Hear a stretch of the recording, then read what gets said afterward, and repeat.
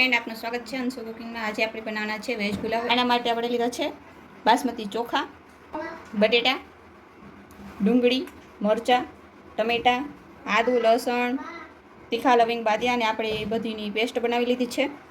આ તજ, ટગરના ફૂલ, લાલ મિર્ચ, તજપાન, તીખા લવિંગ બાદિયા અને જીરું વઘારવા માટે। હવે આપણે વઘાર કરશું। 3 પાવર આપણે તેલ નાખશું। ભાતની અંદર આપણે થોડીક હળદર નાખશું, અડધી ચમચી જેટલી। થોડુંક અમથું આપણે તેલ નાખશું, સારી રીતે મિક્સ કરી દઈશું।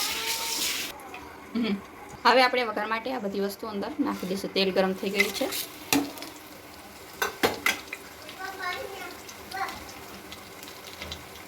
એક ચમચી આપણે હિંગ નાખશું।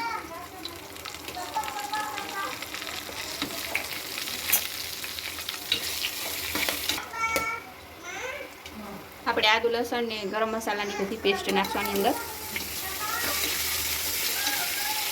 હવે આપણે આની અંદર ડુંગળી અને મરચાં નાખશું અને બટેટા સારી રીતે મિક્સ કરી દઈશું। ડુંગળી એકદમ બ્રાઉન થઈ જાય ત્યાં સુધી આપણે આને પકવા દઈશું। હવે આપણે ટમેટા નાખી દઈશું।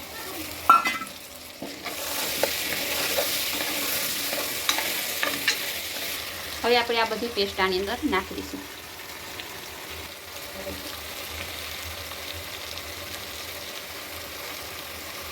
એક ચમચી આપણે ગરમ મસાલો નાખીશું। હવે સારી રીતે આપણે મિક્સ કરી દઈશું। ટમેટા એકદમ ગળી જાય ત્યાં સુધી આપણે આને પકવી દઈશું। 2 ચમચી આપણે નમક નાખીશું। તમે તમારા સ્વાદ પ્રમાણે વધારે ઓછું નાખી શકો।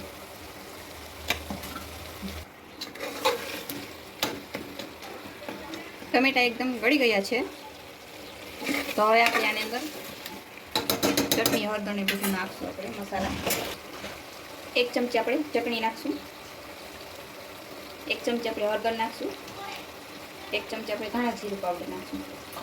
હવે સારી રીતે મિક્સ કરી દઈશું। આપણે 2 ગ્લાસ પાણી નાખશું, સારી રીતે મિક્સ કરી દઈશું। હવે આપણે ધાણા નાખશું।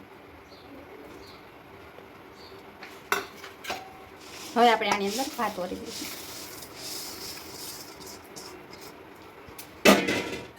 સારી રીતે મિક્સ કરી દઈશું।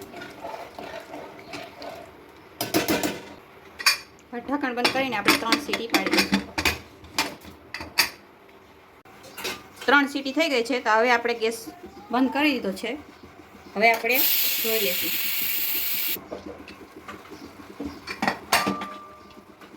પુલાવ બનીને તૈયાર છે।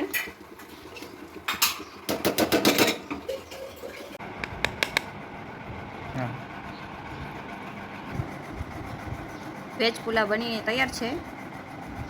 તો આવી જ અવનવી રેસીપી માટે અમારી ચેનલને લાઈક કરજો, શેર કરજો, સબસ્ક્રાઈબ કરજો। ધન્યવાદ।